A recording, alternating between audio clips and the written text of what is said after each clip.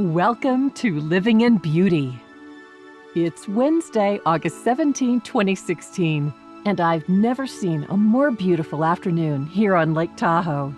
The views here are simply stunning, and being able to paddle 3 different colors of water every day, we feel like we're in heaven. You know, it hit us a few days ago when we were hiking to Arrowhead Lake at Mammoth Lakes. It's been 5 weeks since we left San Diego. True, we left with the intention to go places we've never been, but that's only half the story. We left our home behind.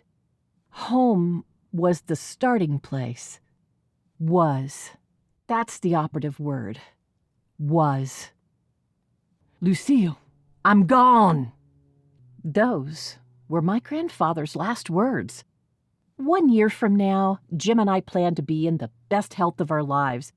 Nevertheless, leaving San Diego is like a little death. 5 weeks. That's 2 weeks longer than any vacation we've had in the last 40 years. So our homing mechanisms kicked in and left us numb. We tried to soak it off in the natural hot springs at the Long Valley Caldera. Then we went back to beauty and grabbed Pico for a dog-friendly happy hour at Mammoth Mountain Brewery, where we reflected on our self-imposed homeless situation over salad, chips, and beer. We think we now understand what the traders, trappers, miners, farmers, missionaries, and settlers meant by pushing west. Home is the stability to provide thrust, where we get the strength to depart and move along.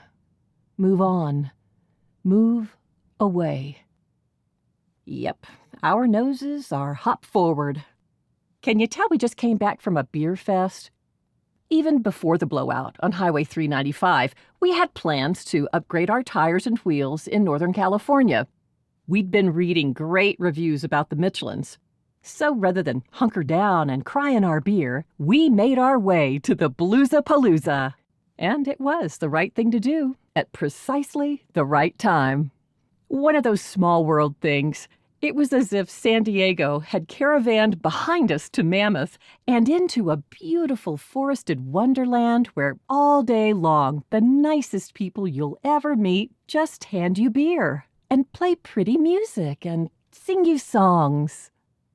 Then, after a couple more days of hiking, Jose and Edgar from JR Tire Shop fitted beauty with some shiny new tires. Looking good, we hit the road to Mono Lake.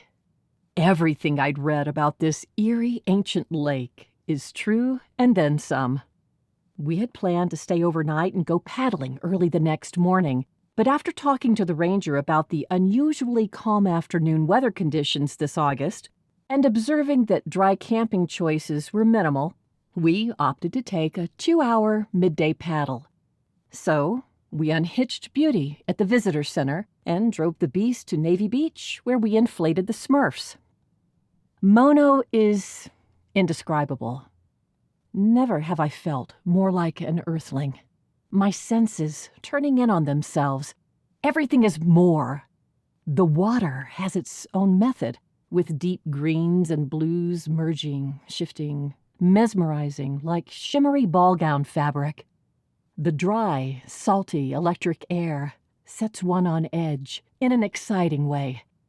The unearthly stillness and pin-drop silence of water, landscape, and even the wildlife makes the place feel it's brimming with secrets no one will ever know, enhancing that sensation of skimming across a mirage.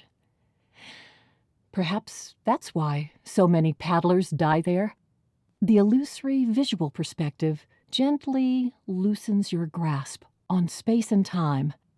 Exhilaration and abandon replace the natural fear of predation and cause some souls to venture deeper. Then, 15 minutes later, an unhindered westerly wind, 40 to 70 knots, whips up 4-foot, hard, salty swells that knock the adventurer out of the boat and dash her or him against thousands of razor-sharp salt structures.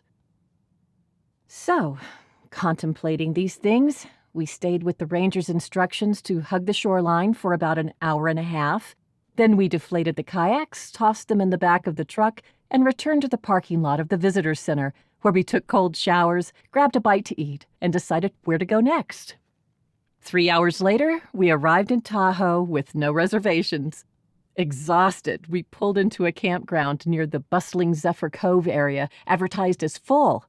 Jim did his charming thing again and secured us a tight, rambunctious space for the night. The next morning, we set out in the Beast to hunt for quieter digs, on or around Lake Tahoe. Score! Living on the edge has its charms. Thanks so much for dropping by at Living in Beauty. Special thanks this week goes to Vinny at Vinny's North Bay Airstream for getting us back on the road in style. Okay, that's it. Have a great week.